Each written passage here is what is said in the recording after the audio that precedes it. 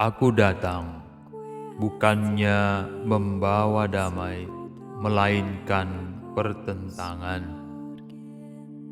Bacaan Injil Kamis 21 Oktober 2021 diambil dari Injil Lukas 12 ayat 49 sampai 53. Pada suatu ketika, Yesus bersabda kepada murid-muridnya, "Aku datang melemparkan api ke bumi, dan betapa kudambakan agar api itu selalu menyala. Aku harus menerima baptisan, dan betapa susah hatiku sebelum hal itu berlangsung. Kalian sangka aku datang membawa damai ke bumi? Bukan, bukan damai, melainkan pertentangan. Karena mulai sekarang akan ada pertentangan antara 5 orang dalam satu rumah, 3 melawan 2, dan 2 melawan 3. Mereka akan saling bertentangan, bapa melawan putranya, dan putra melawan bapanya, ibu melawan putrinya, dan putri melawan ibunya, ibu mertua melawan menantu, dan menantu melawan ibu mertuanya." Demikianlah sabda Tuhan. Terpujilah Kristus. Bapak, Ibu, saudara-saudara yang dikasihi oleh Tuhan, jika Yesus berkata kepada kita, "Aku datang ke dunia untuk membawa damai," jelas bahwa itu adalah kabar baik. Namun bagaimana kalau kita mendengar Yesus datang membawa api, membawa pedang, atau pertentangan, seperti yang diperdengarkan pada kita pada Injil hari ini? Mungkin kita berpikir bahwa perikop ini justru mempermalukan kita sebagai orang Kristen. Apalagi ketika orang-orang tidak seiman dengan kita mendengar Injil ini. Mengapa Yesus seolah-olah mengatakan sebuah perkataan yang terdengar kejam atau mungkin memalukan? Mengapa ia berkata, ia datang untuk membawa api, membawa pertentangan, seolah-olah Yesus melegalkan peperangan?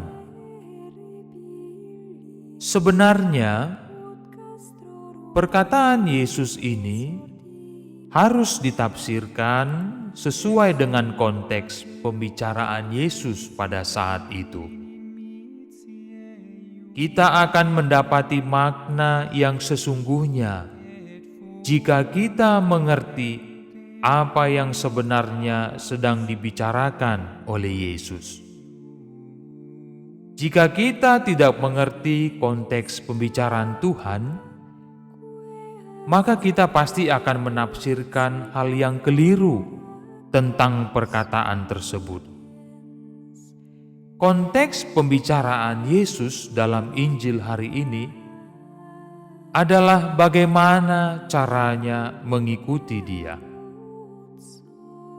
Tuhan sedang menjelaskan kepada kita apa yang harus dilakukan seseorang jika ia mau mengikut Yesus.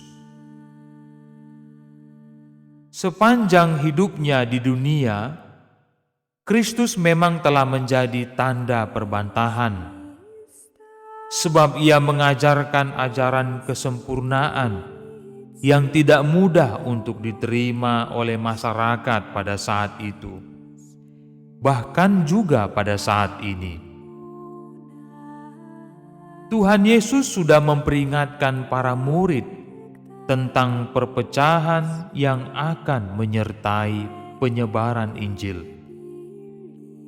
Secara khusus adalah pengajaran yang diajarkannya di bukit dengan 8 sabda bahagia tentang berbahagialah orang yang miskin di hadapan Tuhan, haus dan lapar akan kebenaran, lemah lembut murah hati, yang sekarang berduka, yang suci hatinya, yang membawa damai, yang dianiaya karena kebenaran,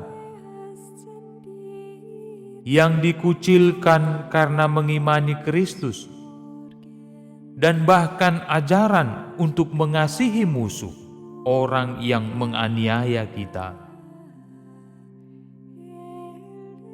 Ajaran kesempurnaan ini adalah sesuatu yang tidak sama dengan persepsi dunia, yang cenderung memilih untuk menjadi kaya, memberi dengan harapan akan menerima kembali, membalas kejahatan dengan perbuatan setimpal, yang tidak tertarik untuk mencari kebenaran Allah, yang tidak mudah berdamai dan memaafkan, yang tidak mau menderita apalagi dianiaya. Ajaran Yesus tentang kesempurnaan inilah yang membawa perpecahan bagi manusia, karena memang gambaran kebahagiaan manusia secara duniawi ini bertentangan dengan gambaran kebahagiaan manusia secara rohani.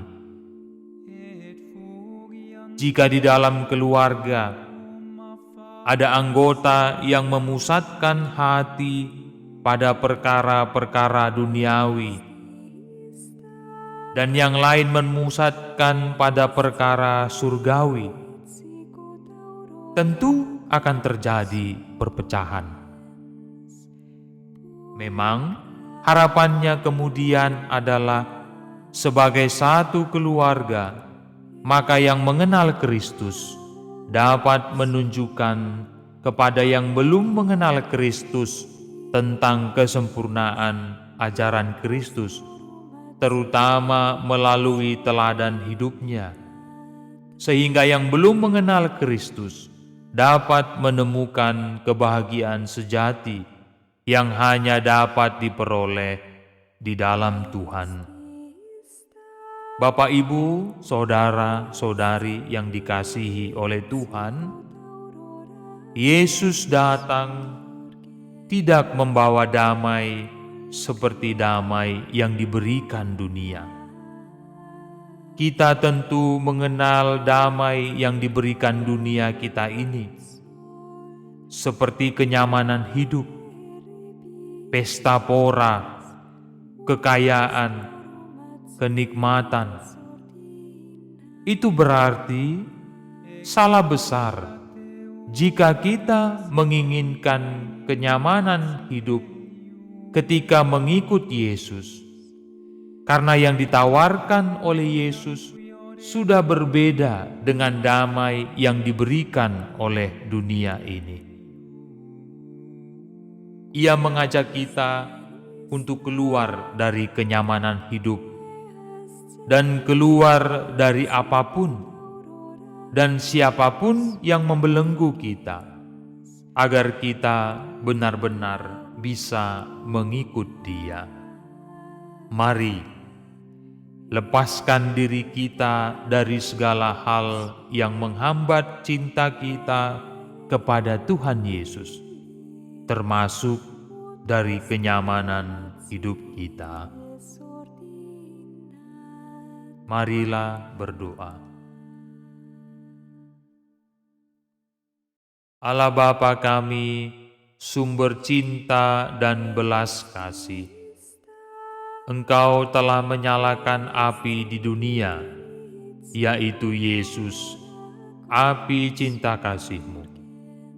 Kami mohon, semoga cinta dan belas kasih-Nya melepaskan kami dari segala dosa. Utuslah Roh-Mu dan tinggal di dalam hati kami.